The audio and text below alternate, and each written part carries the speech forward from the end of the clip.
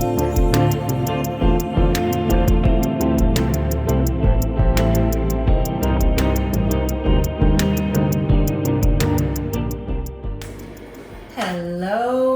gorgeous people.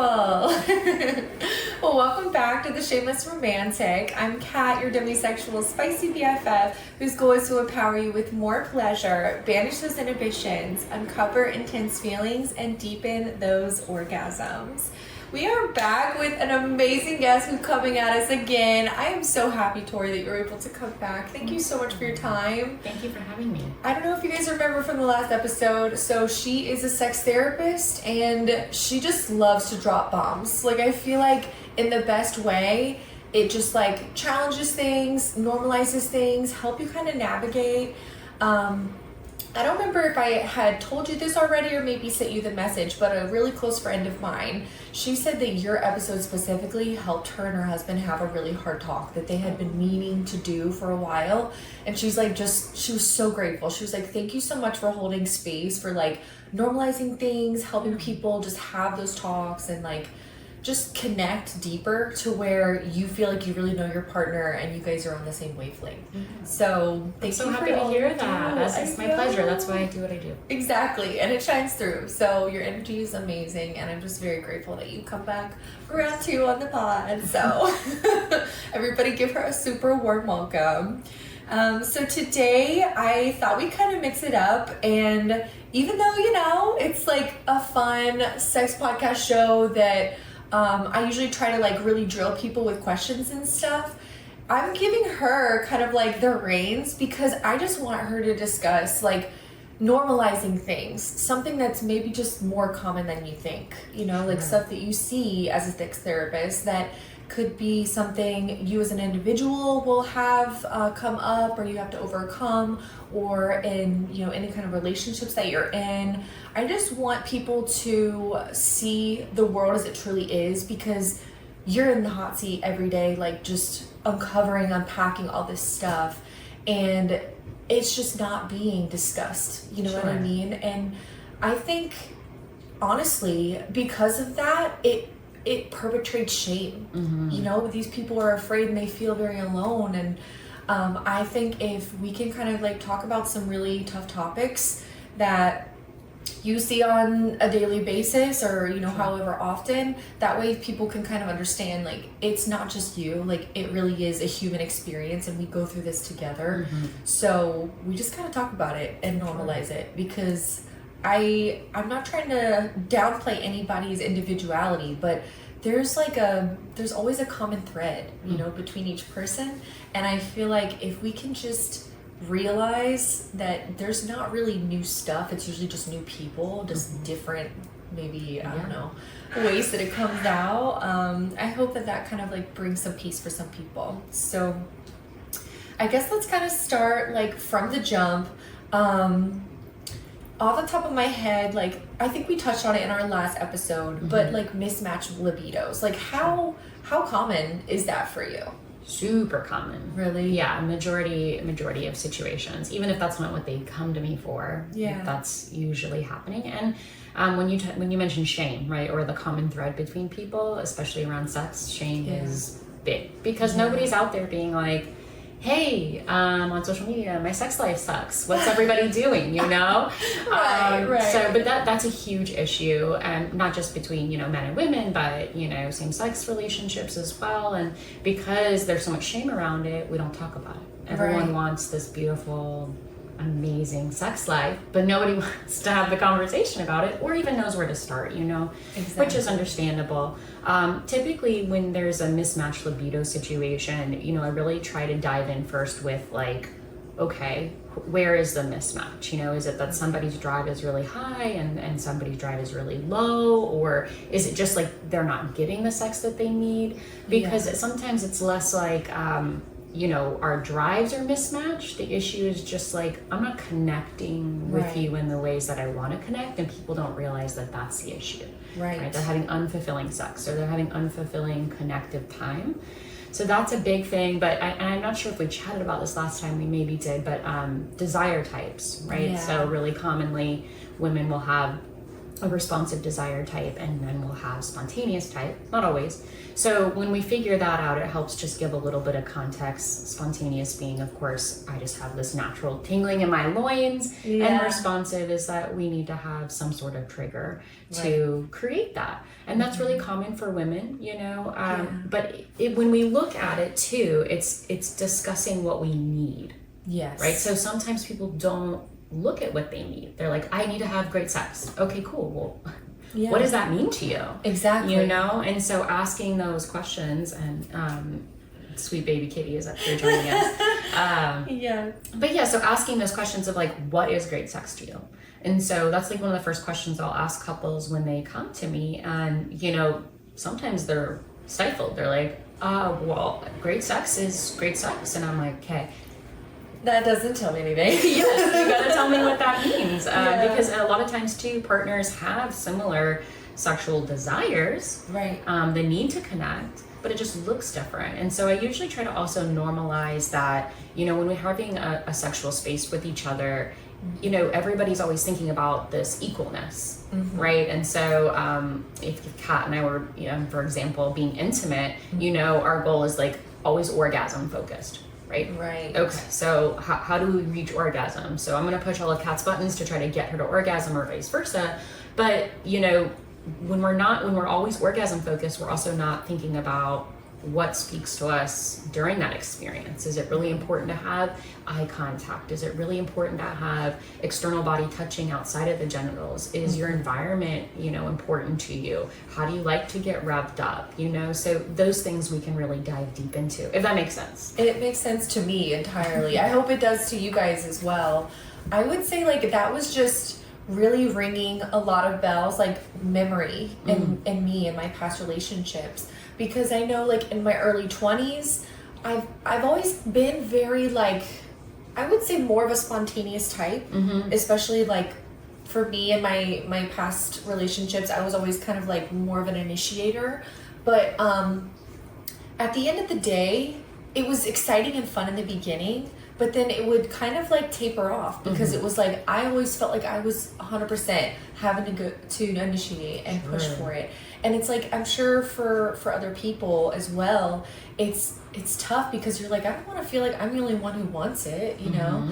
But I'm looking at it now, like in retrospect, and I was like, that probably wasn't a healthy way to look at it, because it's not that the other person didn't want it or something like that. It was just that it was maybe more at the forefront of my mind. And so like, I was kind of like pushing for it or something, you know, rather than letting them kind of like come to me in that way. Sure. And what you're saying about a lot of women who have the spontaneous type, usually it's, you know, not necessarily that their loins are tingling and they're like, yes, I'm seeking orgasm. It's that they want to feel sexy. They want to feel like alive, you know? And so when they engage, it's like, let's make this an experience. Right. And men are typically very different when they're spontaneous type. They're just like, yes, orgasm focused. This feels good, which is great. But you know, when you're not seeing each other in that way, again, in that kind of circumstance, a man is going to try to give you an orgasm, and maybe the way he goes about that isn't what is making you feel alive and feeling like this is a sexy, exotic experience. Right, exactly. And in my experience with that too, it's like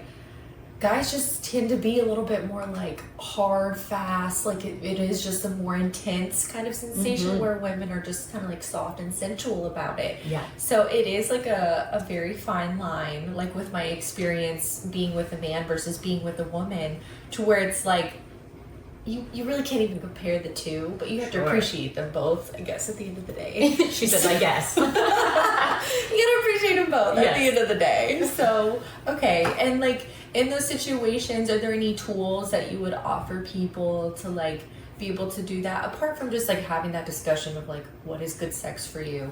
Is there any tools that you would recommend for people who have those mismatched libidos? Maybe they've already had that hard talk and they're just kind of like, where do we go now? Because one just definitely wants it a whole lot more than the other person, which is okay. But I mean, what tools would you offer somebody? Yeah, my favorite tool, which is usually the most hated by all of my clients until they try it and then they're like, oh, this is amazing, is actually creating like scheduled time to have sex. Yeah. So when you schedule time, everyone's like, oh, I want it to be like natural and in the moment. But you know, when it's natural and in the moment, that's usually the beginning part of a relationship, when everything is a little bit new, or you can have a different sexual experience. When you've run through all of the card plays of what your sexual experiences kind of naturally look like between the two of you, you have to put in effort to make it different and exciting. And so scheduling does a lot of things for couples with mismatched libido. One, it gives the partner that may have a lower libido the expectation that that time is coming, and so you know, they can kind of gear themselves up. They can set themselves up for success. If they're needing something specific to feel in the mood, they can communicate that ahead of time. They can set up their space to have it ahead of time. And you know, the partner has a higher libido, of course, they get to look forward to it, you know, and they get to build excitement and intensity, and you know, that play together can be really fun, right? We know we're having this sexual experience on Saturday, you know, maybe we're sexting each other at work periodically. That's to build my favorite. Yes. So, you know, it gives people an opportunity. One, and then the person with the higher libido, you know, they get to know and have that satisfaction that they know it's coming. And there can be so much more intentionality around it and planning, which not everybody loves to hear. But listen, if you're trying to have a mind-blowing experience, some things do need to be planned, and that's okay. And that's something I really try to normalize as well, you know, like, especially if there's something that you're wanting to try, right? Then you get to communicate that that's something new. You want to bring a new toy into the bedroom. Everybody's prepared to know that that's coming, and that's what we're working with, right? If we're thinking in our mind, okay, we're just having sex on Saturday and we're not doing any planning, you're going to have the same problem, which is we're engaging in sex to try to potentially get an orgasm, and that's where our drive is. But if we're talking about how we want to schedule this, like, hey, I really want to try some toys, I want to try some sexy outfits, then it's about, we know our experience is going to kind of be around these things, and we get to capitalize on that. Right. Anticipation. That is like a really big one, and I actually did do an episode on this. It was, I think, one of my very first episodes was literally focused on like the art of anticipation is what I called it. And it's like really focusing on like how can you get yourself excited and worked up for it. And I'm loving that is like, I mean, I found it a very resourceful tool, and I was like recommending it, but I'm glad it's like you're endorsing that as well. And sexting, 100%, like one of my favorites, hands down. Like it really gets everybody kind of hyped up. And another one, like I was thinking as you were talking, like, you know, like the remote controlled or app controlled toys. Like maybe you could wear some like vibrating like undies or like a plug or like whatever is fun for you to like get yourself super amped up, especially if you are that person who might like have the low libido. You know, letting your partner know, like, okay, well, I know we're going to be having fun later, but I have to go do these things with friends. We're going to go to brunch or whatever. I'm going to put on some, like, little fun toys or whatever to give you and relinquish the control. So that way when I get home, it's a wrap. Like, you know absolutely. What I mean? Absolutely. And, you know, oftentimes I will tell couples, like, I want you to plan an intimate sexual experience and take orgasm off the table. Yeah, exactly. You know, just play with each other. Just explore each other. And sometimes you'd be so surprised at what you find. Yes, slowing down. Like the beauty in slowing down literally is the best thing ever.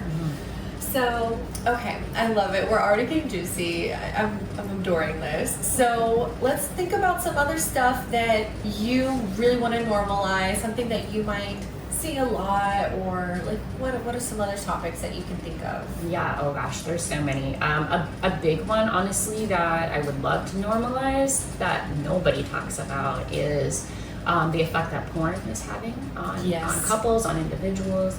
You know, porn-induced erectile dysfunction, porn-induced delayed ejaculation is a real problem. And you know, especially for men. And when that's happening, they don't always know that that's what it's connected to. But when you're watching a lot of porn, or for example, if even just a single man is, you know, using porn all the time whenever he's masturbating, it's sending basically these giant signals to the brain, right? If anyone who's listening knows, if you're watching porn, it's 10 times easier to help yourself get to that orgasm. Absolutely. I mean, the brain is powerful. So it's not just the physical touching that's happening, but the brain is being stimulated. Right. And so when, which is a part of the peripheral nervous system, which responds to our genital area. So when somebody is watching porn every single time that they're masturbating, it is literally frying the nerves in our genital area.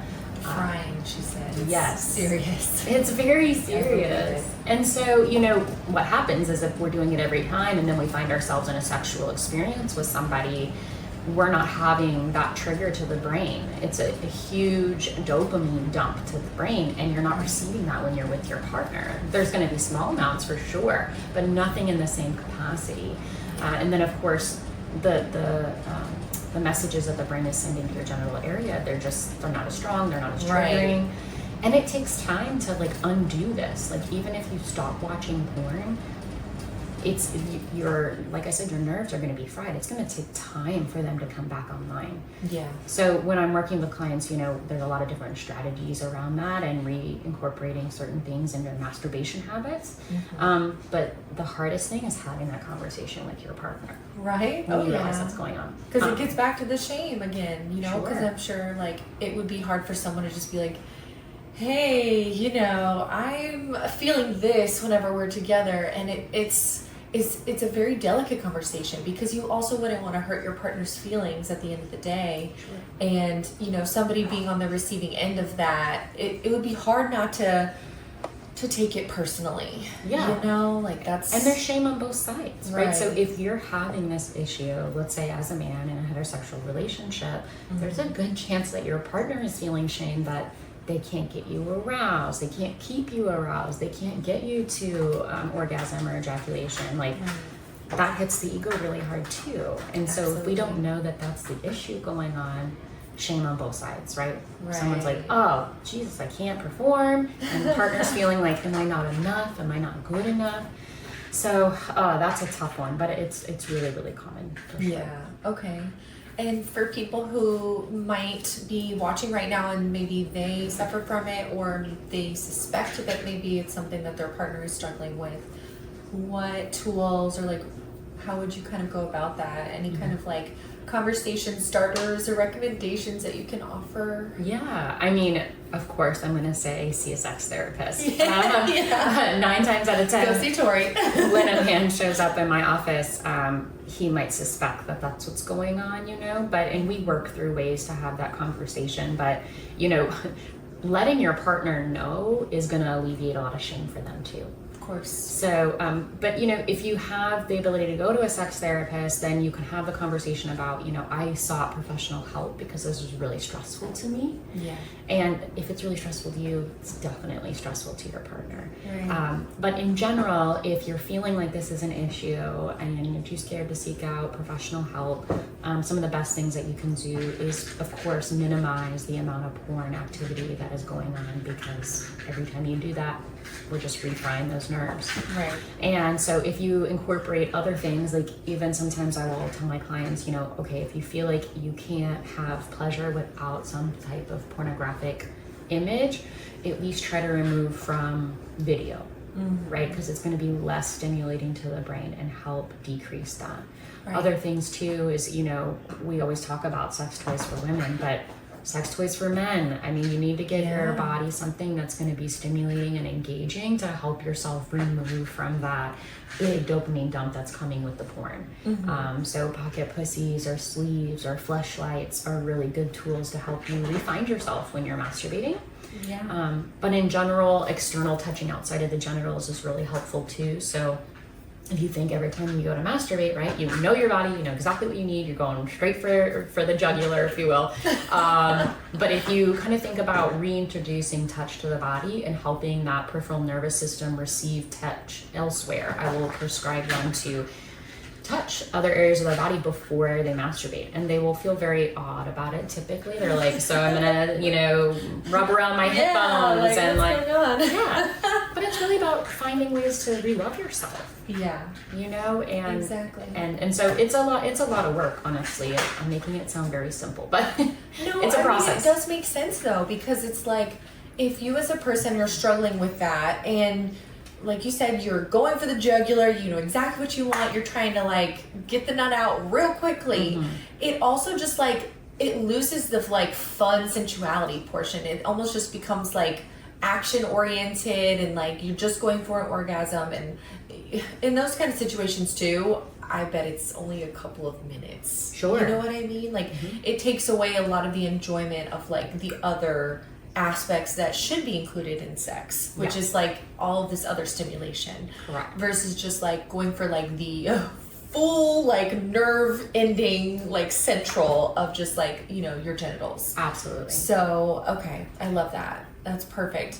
And I will have to say, like, for myself, especially when I was younger, I felt like it did impact me. I'll have a moment of honesty. I felt like it was affecting me as a person whenever I would have a partner, because I used to watch almost every single day. Like I could not get away from it, and it was almost like an itch that just needed to be scratched every single day. And I kind of recognized it being a problem a little bit before I think I actually was married. And so after that point, I was kind of like, you know what? I need to take a step back. And so I completely just cold turkey, like stopped watching any kind of porn. I completely relinquished control to just being, believe it or not, like reading. Like that was where I would get my fix. And it was a game changer. Yeah. Like I felt like I really did reconnect with myself, and I kind of like fell in love with that process of anticipation and building things up and like letting it run more of a full course versus just getting my vibe and like getting off within like 5 minutes. Yeah. And it was so easy for me and like reflexive for me to just do that whenever I was having a stressful day or like a hard day at work or whatever. And I think I was finishing school around that time as well. So it was just like a big game changer for me. And now in my current age, like I maybe watch it once a month. Yeah. Maybe.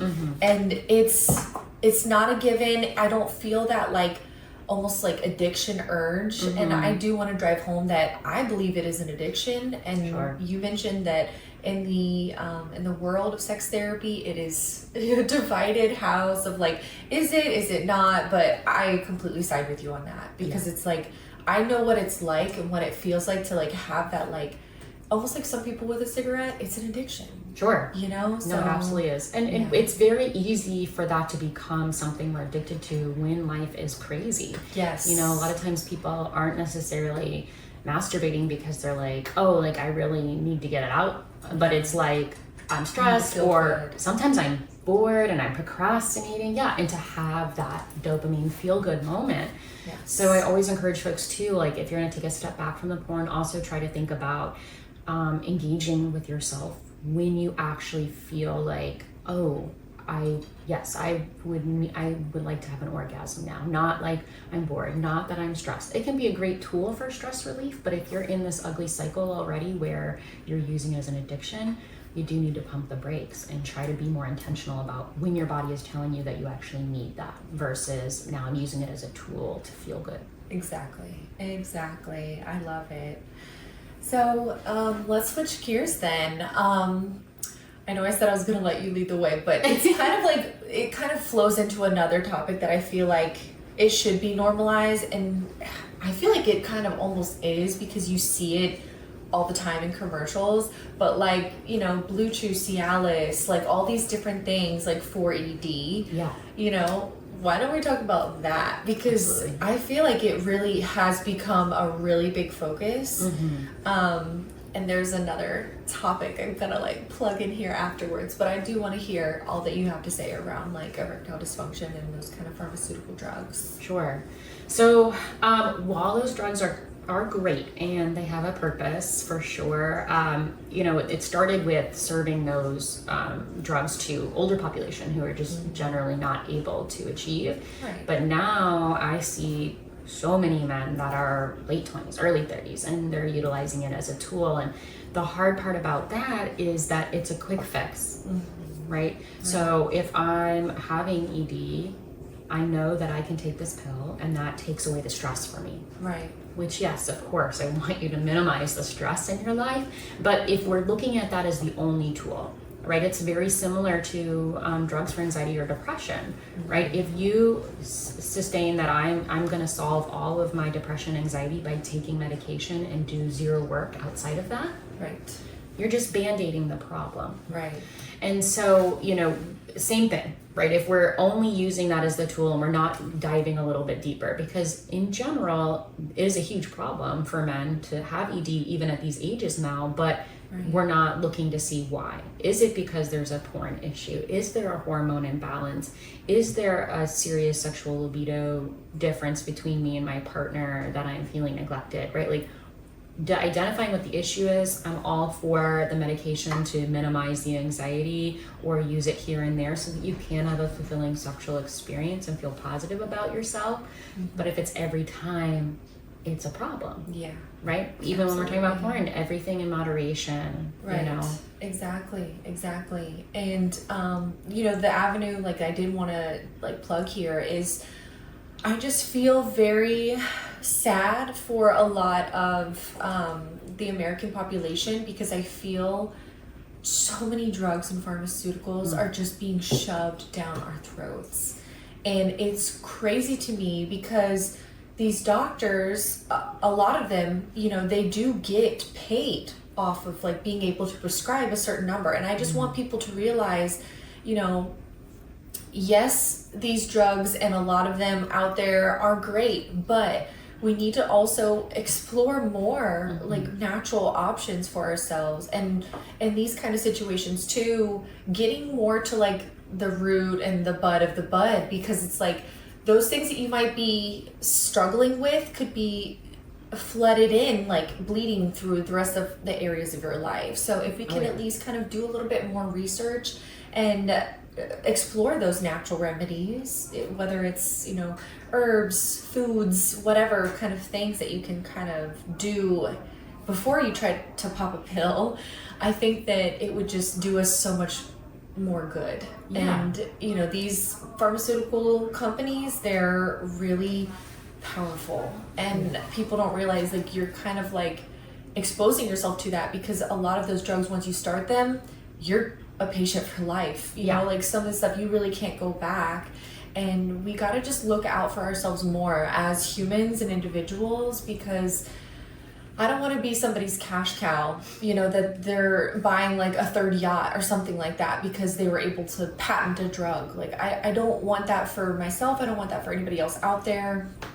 And I really implore everybody to like do the research yourself on like natural stuff first, like really try to make those lifestyle changes to like bring health and wellness back into your life versus going to the doctor, popping a pill and thinking that it's going to solve a problem at the end of the day. So, and the work that you do too, you are doing the God's best work. And it's crazy because I remember on our last episode you mentioned, you know, it's not a very high paid position. And I feel like the unfortunate truth is because, you know, you're not someone who's like pushing pills or doing all this stuff like that.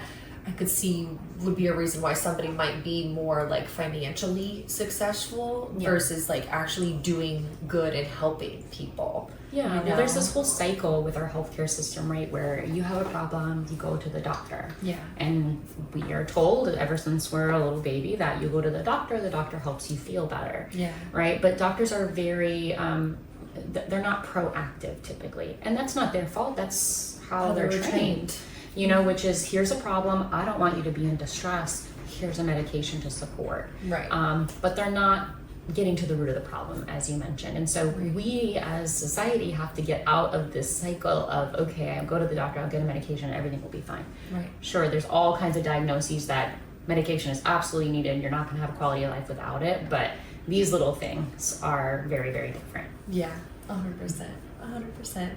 I'll get off my soapbox now and relinquish the control back to you. you know, what other things that you can think of that are really good normalizing that you deal with or see? Yeah. I mean, different relationship types are really becoming super common, you know, and I want to normalize that because you can have whatever relationship speaks to you, even if it's not of the norm. Yeah. You know, the world is so expensive right now. And so there are a lot of people who are, Kat, you actually shared the term with me, lavender marriage. Yeah. And, you know, I was less familiar with it, but it makes so much sense.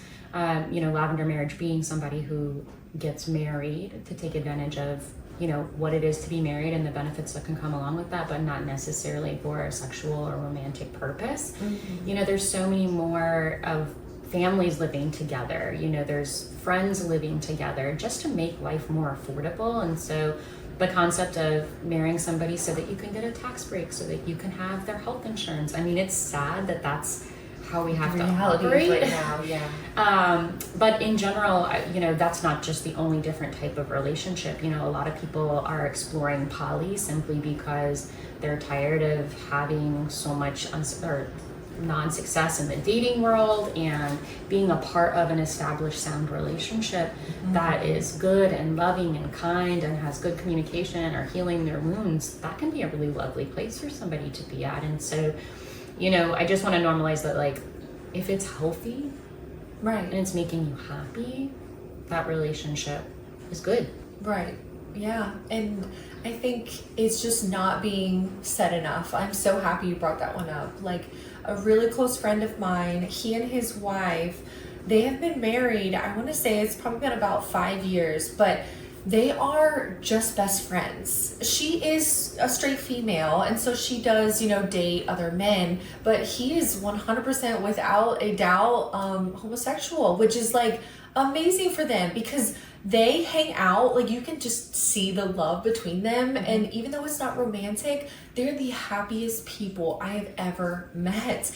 And it speaks volumes because you're like, why is it that you see people who are doing things by the book and they're like dating according to like whatever life prophecy that they do, and they're miserable? And I feel bad because I'm like, damn, I'm sure this is not what you envisioned whenever you got married. Yeah. But like, you're staying together, you know, because of like whatever benefits, or maybe because you decided to have kids or whatever. But I look at this beautiful, happy couple who are just best friends, and they can go out and they can like, you know, shark at the bars, like looking for guys. And like, I'm like, I love that for you guys because you can just see how much they just want the general best for each other. And I just wish that was more like normalized. Like I know they're very private about it, and so like they wouldn't just, you wouldn't know because they're still very affectionate. Of course they're not kissing or making out or whatever, but they'll go out and they'll hold hands, and like you would just never know. But they're like the happiest fucking people. And if that's what makes you happy, like go do it. Like go do it. Be that person, walk that life that you wanna walk, and don't let anybody shit on your parade. You know what I mean? So I love that for them. Yeah. I mean, I'm happily married, but if I wasn't, I know that this partner that I have right now is definitely like a diamond in the rough, and I didn't expect to find. So if I didn't, I would have, heck yes, I would have married my best friend. Yes. She's the best, man. Exactly. That's what I'm saying. And you guys can like, you know, have like a little compound of like animals or kids if you want, like whatever you want, just like having like a little hangout spot. Like I joke with my best friend, she lives out in Colorado, but we swear like if this relationship for me doesn't really work out, I swear to God, we're just gonna go move to Colorado or wherever else and just have like a fucking friends compound. People can come stay with us, and we'll have like goats and chickens and like, I don't know, just like, what's that called? Like whenever you have like the... A farm? I mean, it is a farm, but there's like another word for it. Damn, that's gonna bother me. But it might come to me later. That's just like how my brain works. I mean, yes, but there's still another word, but I'll think about it. Okay. It's okay. It's okay. Yeah, I mean, it's just like people get so focused on a lot of times too, instead of doing their own work and healing themselves and figuring out like, okay, what are my traumas and how does that affect how I respond to everything in life? They get so hung up on finding a person.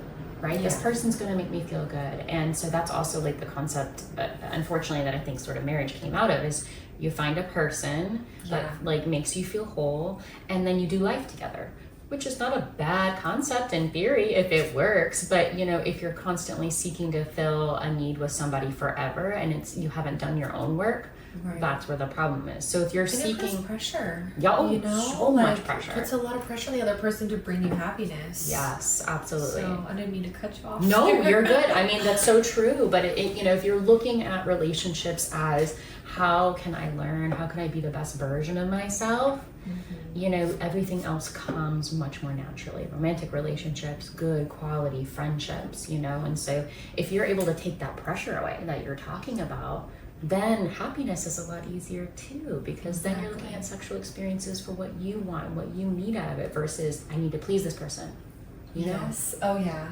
I think like really falling in love with the process of loving someone and doing life and all that should be more of our focus versus just like being happy, being like, you know, sexually satisfied orgasmically, like just like get into the process and like go with the flow versus like that end goal oriented. And it just popped in my head that I was trying to think of homestead. There it is. That's what I was thinking for my friend, like just like a little homestead of like, you know, yes, farm animals and stuff, but just like living off the land. Yeah. Like that would be exciting for Glad me. it came to you.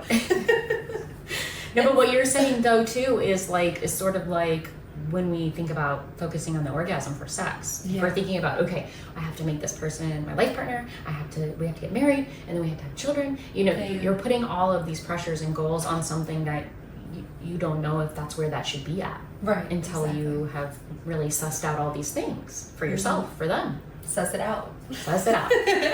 Win it out. So, even though we kind of like looped around it, how often would you say that you see polyamorous relationships? Oh, all the time. And it's like, is it single people or is it marriages or like, All of the above. All of the above? Okay. Yeah. See? The biggest struggle I see with these types of relationships is that people, again, are unfulfilled. And instead of looking at the root of why they're unfulfilled, they go, I think opening our marriage would be helpful. Right? Or I think adding another person is going to help this. Same thing with sex. Our sex life is not fulfilling. I think maybe we should add a person to it. Maybe that would help. But we don't know what the problem is. Yeah. Right? Poly, you know, does not work for everybody. Right. Like there, you have to Especially be. if you're like jealous or. Yes. Yeah, you have to like work through all that before you even think about it. And jealousy is a natural thing. Everyone who's in a healthy poly relationship still experiences jealousy. Definitely want to normalize that.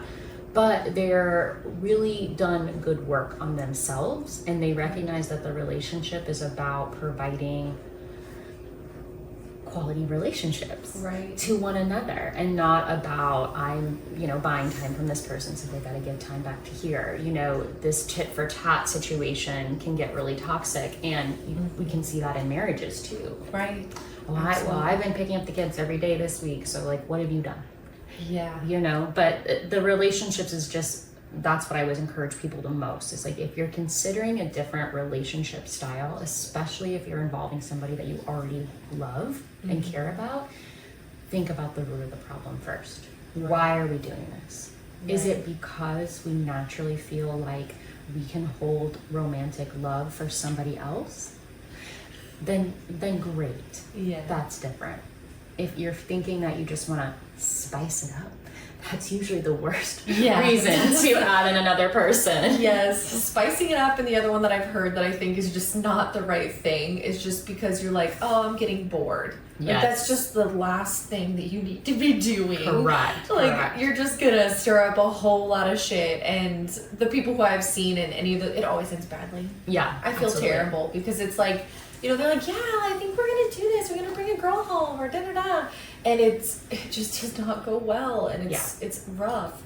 And, you know, the people who I know who are also polyamorous, ironically, similar to my friends in the Lavender Marriage, they're some of the happiest people as well. Because it's like, something about communication there. I think it becomes second nature. Sure. Where a lot of other, traditional relationships, maybe they need to focus on that more. Oh, poly couples are not afraid of conflict. Exactly. And that is honestly the healthiest thing. You have to be. Correct. Like if you're not, I'm not saying you need to have all out brawls, but also in my own personal experience, you need to be able to fight, but like not fighting, but like just talk about something like, hey, this made me upset when you did this. Yeah. Like just being able to talk through things and like not only fight, but obviously you need to reconcile and be respectful in the way that you kind of hear each other out. Like you need to be able to do that and be comfortable.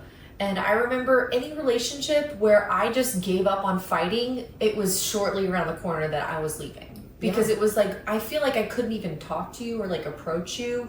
Either you don't respond well to any time I give you any negative feedback, or you respond very like just really aggressively and like childish of like, oh, well, I guess I'll just never do this again. Oh man, like it's a slippery slope to like just. Well, there's that negative stigma around, like we hear conflict and we're like, if you have conflict in a relationship, like that's bad. Right. Conflict is good. It helps you both grow, but it's just about how you manage the conflict. Exactly. And for my own personal like situation, I think it was also just me being comfortable to show my boundary. Because before I wasn't even comfortable expressing a boundary, and it just built up resentment over time, and then obviously all those relationships bit the dust. But now it's like I know how to communicate what I want, what I need, and like yes, we might fight about something if we don't agree with the other person, how they behaved or certain situation played out, but it's like now, like after we do have that hard talk and flesh it out, like I feel so close with him because it's like he gets me and he's also determined to get me and understand me versus somebody who just wanted to write it off in the past. Which is so special. Yeah, which makes me think of like another major thing that I see now, especially with like the younger generation, which just breaks my heart, is like the settle culture. Right? We have this thing which is like, don't settle, like you deserve the best. Yeah. Which I think whenever that like phrase and language came about, obviously well-intentioned, and no, I don't want anyone to settle, and that's not what I'm saying, but it's gotten so aggressive in how we see relationships that people are like, oh, like they don't see this topic the same as me. I don't want to settle for somebody who doesn't see that the way I do. Right. And that's really hard because nobody, absolutely nobody is going to see everything the same as you. Exactly. And so I see so many people just giving up on what could be a quality relationship because, they got the girl in the back being like, yes, queen, do you, don't settle, which I love that. Like, but, we have to be realistic about what we're asking for. And especially like in the sexual space, people are really harsh about what they will and will not settle for. Yeah. So I always have people show up that are like, well, I identify as a kinky individual and like, I need to have my sex this way and that's it. End of story. And the partner that you have is wonderful and loving and makes a great partner and fulfills 99% of your other needs, and they're willing to be flexible in some areas, but they don't want to wear your butt plug 24/7. Like, come on, and that sounds like an extreme case, but truly it's so much more like simple than that. Somebody's just like, oh, they're not a super social person. See that one a lot, right? And it's just like, I need someone that's extroverted. Do you? Yeah. What else does this person bring to your life not being extroverted? Right. Exactly. So that one just kills me. I'm sorry, I'll get off my soapbox. No, please. I think that's a really amazing topic because like I feel and I'm not gonna say attacked because like I've been that person to be like, yes, queen, like you deserve better, but I do take into account the whole picture. You know what I mean? Usually when it comes down to me saying that, like, yeah, you deserve better, you don't need him, it's usually because they are toxic. Yeah. Like I use it really just in those conservative situations. Sure. Like there are a lot of red flags. You deserve better. Like get the fuck out of there. But I definitely would never be like, oh, if you disagree on like what kind of bread you want or like something like the kind of style you want for your house, like I'm like, oh, I'm not gonna touch that one. Yeah. Because like you need to know what's best for you at the end of the day, and I'm not gonna tell you deserve better. Because you will know. You'll feel it. If your person is like lighting you up and you might bump heads about certain things, like you said, we're still individuals at the end of the day. And we can't expect people to like be puzzle pieces to complete anything. It is just a supplement to your life. And my mom always preached that to me, even from like being young. She was just like, don't expect anybody to come in and fix your life or like, make life just easy breezy. It's more of like you finding a person that you can go through life standing beside, and like you guys are like, you guys against the world kind of thing, because the world is hard. And just having a partner who gets you, is receptive and kind, and like doing the things that really actually matter and you should give a fuck about, versus like the really small details. Yeah, we gotta be, more receptive to that, because it's like nobody's perfect. We're not perfect. You can't expect someone else to be perfect and the perfect compliment. Sure. Or, things too that like just a conflict that is so big that like you wouldn't handle, like you would actively choose as a person not to handle. That's too much for you. Doesn't mean it's too much for somebody else, but when we push our people and our close friends, like that's too much, it helps induce that shame even further. And so example, big thing I'll see is like, a couple that's been married 20 years, they've had 3 kids, they've really disconnected from each other, someone cheats. Right? And we're just like in this culture of like, they cheated, that's it, end of story. Right. Now, don't get me wrong, I am not condoning that you be unfaithful to your partner, and no, that is not a good thing, and no, that's not the right choice. But it's really hard to think that you've given 20 years of yourself to somebody, and there's so much shame around cheating. And again, what is the root of the problem? That I don't even want to say 9 times out of 10, 10 times out of 10, you go to one of your girlfriends after your partner's cheated on you and they're like, get out. Yeah. And that might be the right answer. Yeah. I'm not saying it's not, but just making room and space for like, we are not perfect human beings, and life is a struggle. Yes. You know what I'm saying? Oh yeah, I do. Trust me. Unfortunately, I think I do have some notes to take on that, because for me, if I do hear somebody is like cheating, I feel like it is like a really long-standing problem and something deeper within them that maybe they need to like actually address, or like a deeper root of the bud. Definitely is. There's no denying that, for sure. But I don't know. I think I did discuss this with somebody else in the pod. I don't know if it was you actually. I think it was somebody else. But the concept of like staying together for the kids. Oh no. Did we discuss that? We didn't discuss it, but no, I'm not for that. Yeah, exactly. It's like if you are together and like maybe someone cheated one time, it's forgivable. But if it's like a repeatable thing, right? That's a struggle. Especially like that's just toxic. You don't want to stay together for the kids, because they're just not going to see a good version of love, and like their construct of like what a successful or functional relationship is and be skewed, and that's like a whole other topic. I'll have to plug the other episode, because I did discuss it with somebody. But I have a lot of couples who have kids and they run into that problem, and they actually separate simply because kids bring a lot of chaos to life. They're beautiful human beings. I have a child. But it does bring a lot of chaos. And if you are not healed as two people before you go on that journey, it is going to bring up everything that is unhealed about you and your partner. And so sometimes separating helps you to do the work you need to do on yourselves. And a lot of times these people find themselves back to each other because they realize they're still good fits. It's just they were in too much chaos. And they were not healed as individuals. Right. And they're just making each other miserable. And of course creating a not good image for the children. And so sometimes I also encourage relationships when they're getting in this really yucky toxic cycle to where like they can't see a clear way out. Couples come to me usually at that point, right? And I'm looking at them and I'm like, there is so much resentment and nastiness built up here that you guys are not even in a place to hear each other. Exactly. And these are really extreme cases for sure, but sometimes I will suggest take a break. Right. Take 6 months apart. Set ground rules. Doesn't mean we're gonna go out and, be unfaithful, but like take some time to work on yourself because it's needed. Yeah, exactly.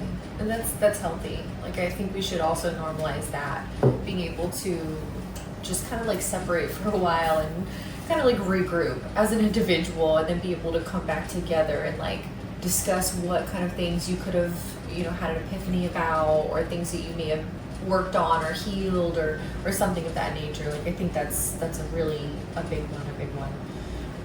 So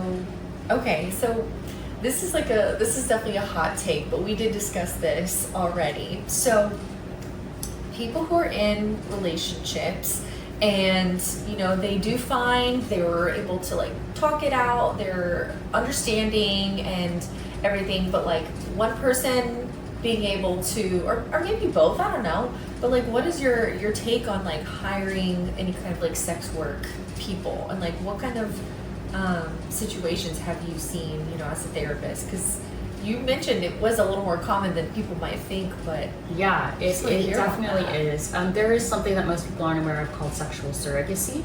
Okay. And that is somebody who is literally trained to support certain situations in a sexual space. Okay. This is not, picking up like somebody off of OBT. This is somebody who's trained to do this. And when you work with a sexual surrogate, it's mandated that they're also working with a sex therapist that is trained to work with sexual surrogacy. So there's sort of this model where you're going to the therapist for the problem, the sex therapist is treating the issues through the mental health capacity, and then they're also triaging with the sexual surrogate to help sort of give the homework, if you will, and the sexual surrogate is helping the work. So I think that one of the more common cases that I've worked with, and just to be clear, I am not a sex therapist that works with sexual surrogates, so this was a case that I ended up referring out, but somebody who had not had sex and they were in their 40s.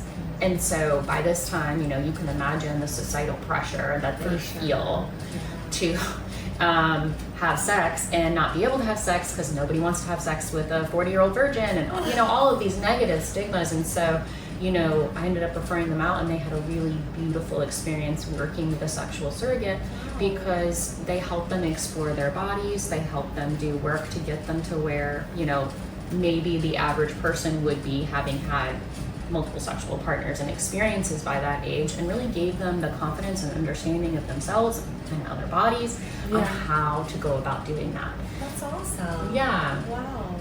Okay. And like, I'm just curious too, had they just never dated anybody either, or? Yeah, they had dated. They just, it kind of got to a point where they were really focusing on themselves and their young career. They got to their 30s and were like, oh crap, it's already a stigma. And then they started being honest with their partners that they were dating, that they were a virgin, and unfortunately that turned a lot of people away. They didn't want to have to deal with that, and so that just perpetuated for a long time. Yeah. So it happens. It's also a lot more common than you would think, because sex is a big thing. Yeah, it is. At the end of the day, like there's so much raw vulnerability and like connection and just energetic, even like there's just so many things that I feel like it's another reason why I'm so passionate about this topic and like having really healthy, meaningful sex, because it's like it can make or break like a really good relationship. Like if you can't convey yourself well enough and be able to like understand your body, how to use it, what things that you like it can just be a hurdle for somebody else to like be able to like find those things for you, and you don't want it to feel like a chore. Absolutely. Yeah. So I'm sure like the people who ever were comfortable entering into like a relationship with that person, it was just like, I don't want to sit here and train somebody when I've done that, I've been there, done that kind of thing. Yeah. So not if you saying ever it's find right. anyone finds themselves in that position where somebody shares they're a virgin, like that is a gold mine. Yeah. That's somebody who you could literally have them help build a sexual experience that is exactly how you want it, and you can build it back, because we live in this culture where we don't talk about sex and we don't build what we want. And that's I felt so bad for this person, multiple people that I've seen in these circumstances, because it's really such a wonderful thing to be able to give to somebody. Exactly. It's pretty rare. Exactly. But I think it would be like an untapped, like you said, gold mine, because you could really like completely mold to one another, and there's no outside influence or like like, oh well, this person did this thing that I like. There's just none of that. Or it just opens the door for it to be so normal to talk about the sexual space, because you're gonna have to explore and communication of like, this is what we're doing, this is what's happening, right? And so once you open that door in general, talking about your sexual space and what you want and what you need and how to, oh man, that's the life. Once you've opened the door, guys. Pandora's box. Yes, that's the good part. It's just getting over that hurdle for people of like, how do I ask for what I want? Yeah. And people have so much shame around if what I want isn't what my partner wants. Right. Exactly. Exactly. Right? Which is super common, by the way. Yeah. Oh yeah. I mean, it wasn't even until maybe the past 5 or 6 years that I actually felt comfortable like being like,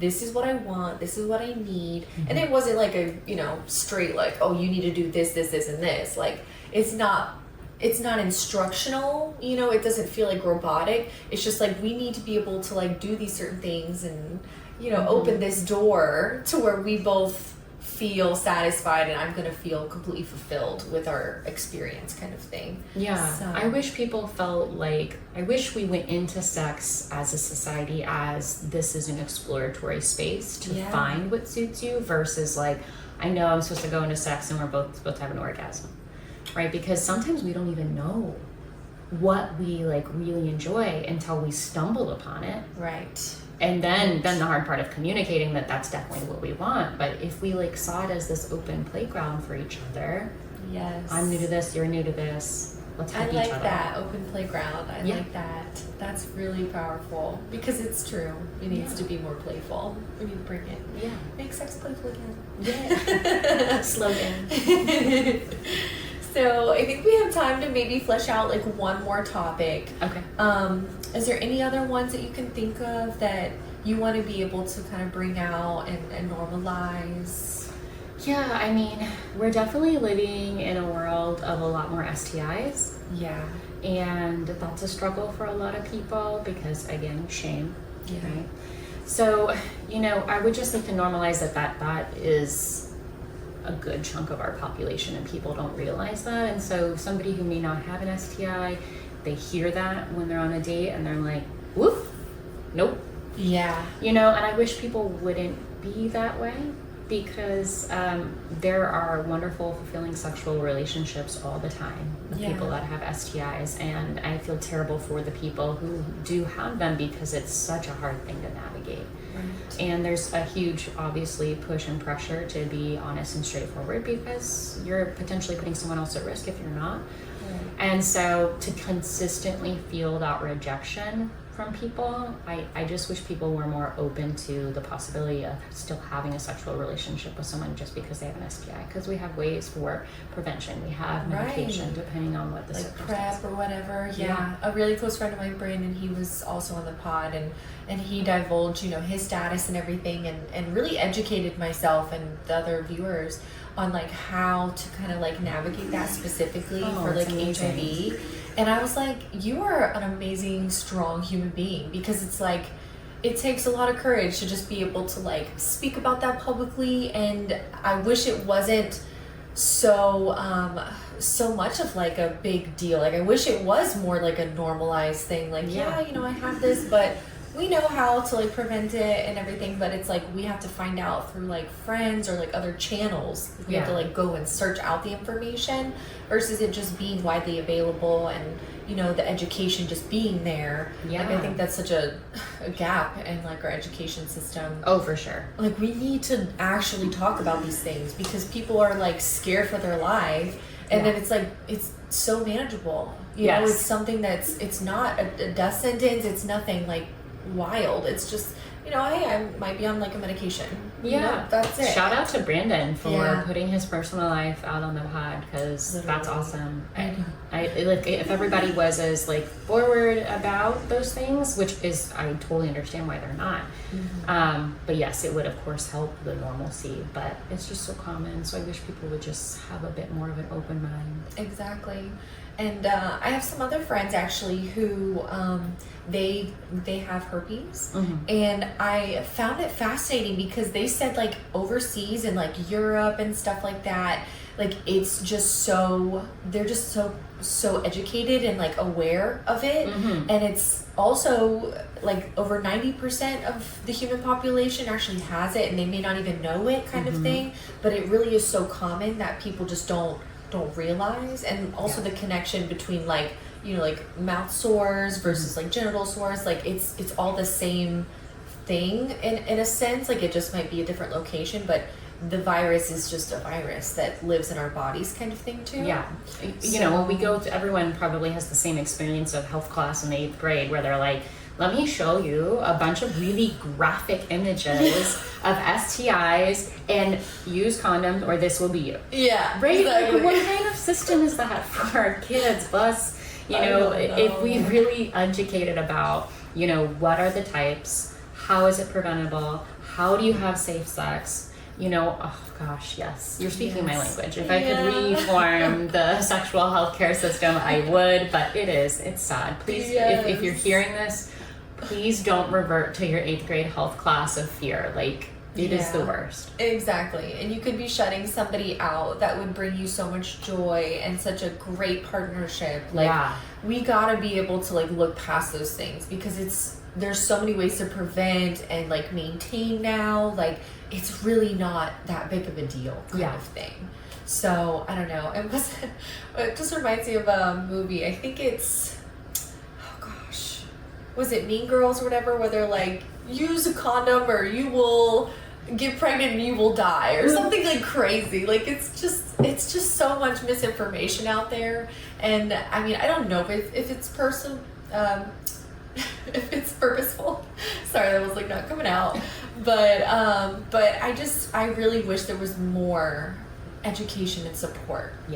Like, why do we want to fearmonger, or why do we want to like make people afraid and like just like, oh gosh, no, crazy, you know what I mean? Like, why is it gotta be like that? I just don't know. You know, there's actually like a lot of different studies on like healthcare and sex education for like teens, and like these different models of like basically instilling fear, right, versus having open discussion, and how instilling fear actually does the exact opposite of what we want it to do. So it was like looking at teen pregnancies, for example, in schools that were using a model that was more open and communicative versus one that was fear instilling. It was like 80% more pregnant in the fear instilling, teen pregnancies. So, you know, it's just like, if you have an open place for sex, you know, teens are gonna have sex. It's gonna happen regardless of whether you instill fear or not. So we might as well give the education and the safe space to ask questions. Right. And also like just kind of piggybacking on that,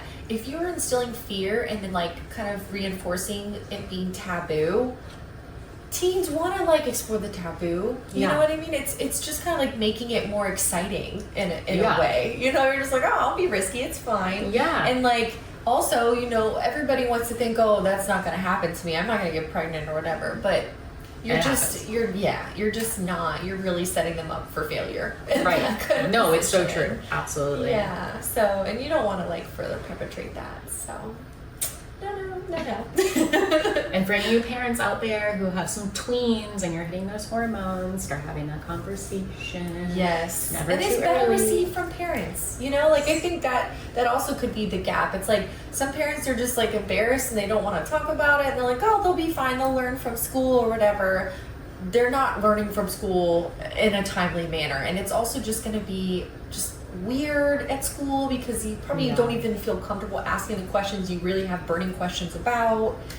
And if you just have with your parent, your mom, your dad, whatever, like at least it's a safe space. It's like just the two of you. You're not embarrassed in front of your friends or like classmates and stuff. Like it's just such a better environment to foster like just clear communication. Honestly, one of the best things that happened to me as a teen is my mom said to me, hey, like, I don't want to have this conversation before like you're ready or anything, but I just want you to know that if you're thinking about doing anything in the sexual space, please know I am here, no judgment, to have 1,001 conversations and answer your questions. And that was so good for me. And I wish every kid had that, because the minute I was thinking about giving a boy a blowjob, I was like, Mom, what's this all about? Yeah. And she was honest with me, and she was noticeably uncomfortable, bless her heart. But you know, she gave me the birds and the bees, and she educated me so that I could keep myself safe. Yeah. Oh, that's awesome. Yeah. See, I kind of do wish I had that. Like, maybe a little bit later on in my teens, I felt kind of comfortable asking my mom certain questions, but I was already very sexually active young. Yeah. And I think my mom had got me like a book. Like, it was like, you know, all about you, it was like your lady parts and stuff like that. But it still wasn't like very sexual oriented. It was just more like understanding my body, which I'm very, very happy about that, because I did learn a lot. Good. But at the end of the day, like, those burning questions of how to do certain things, I was like, I guess I'm gonna learn from my friends. I don't know. Yeah. So get to your kids before they have to like go out and like learn for themselves, because it might not be that trustworthy resource and like accurate information that you wish that they had. Yeah. Kind of thing. And I think like people, especially, you know, parents, when they're trying, they kind of scapegoat around the fact that sex is a pleasurable act. Right. Of course, you don't want to be sitting there telling your teenage kid like sex can be amazing and blah blah blah. Like that's just not the vibe you want to put out there. But when we completely avoid that aspect altogether, it makes them feel like they can't ask those questions too. Yeah. You know, like we said, teens are going to be sexually active if they want to be. They will find a way. So if we're opening the door to all the pieces, not just how to keep yourself safe, but the fact that it can be a happy, pleasurable space, they're going to spend less time running through partners trying to find the pleasurable space. And which, again, I'm not saying you're not allowed to have multiple partners. Do you? Yeah. But you know, it's such a different time at that age. You know, and so yeah. Exactly. You're again, get off the soapbox. But maybe Kat, you and I should sit down and redefine the curriculum for schools. 100%. I'm here for it. I don't know if I'm qualified like you are, but I'm willing to give my 2 cents any day. Well, Tori, I think that was pretty much all the stuff that I was really thinking on. Are there any other like last minute tidbits or any information or resources you want to share? Or I mean, yeah. Besides, you need to follow her on Instagram, by the way. Yeah, guys, I'm really Peachi trying to be Therapy, better. right? Yes, Peachi Therapy, Peachi with an I. I'm really trying to be better about my content to help, you know, spread awareness and create education. Yes. But yeah, in general, just like, please reach out to, like, if you have just a question. Right. I'm not going to charge you a rate to answer a question for you. Right. But, you know, I just want people to feel like they have the space to find what they need. Right. Exactly. You heard it here first. You know, we always like to like hook you up with like knowledge, awareness, resources. Like, it's what you do, it's what I do. Like, we got this. So reach out, DM us. You know, we always love to hear from you guys. I hope you guys got some really good information. For those of you who are listening, you know, like she said, drop in her DMs.